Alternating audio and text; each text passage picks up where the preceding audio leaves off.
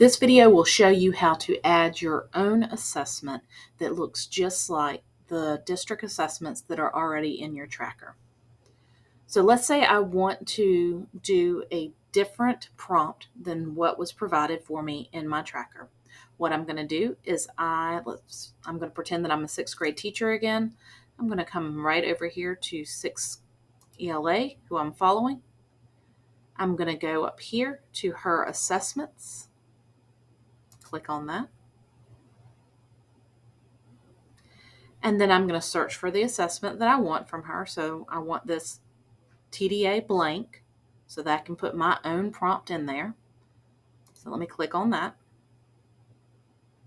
So when you click on it, you have the option to download. You can go ahead and download that.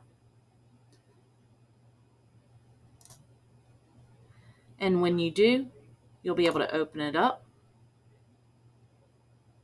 And you'll be able to put in your own prompt.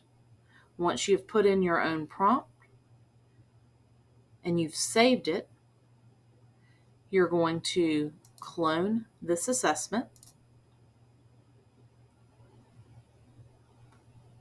So that means everything has already been done for you. It's aligned to your grade level.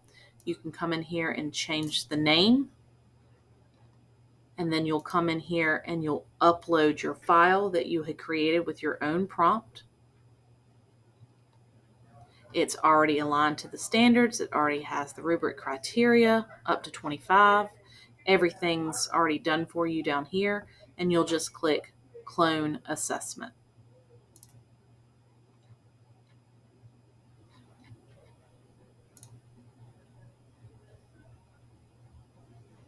And once you do, you've cloned the assessment. Now, I didn't change anything, but if you had changed it to a different title, that would be appearing there, and it would be created by you.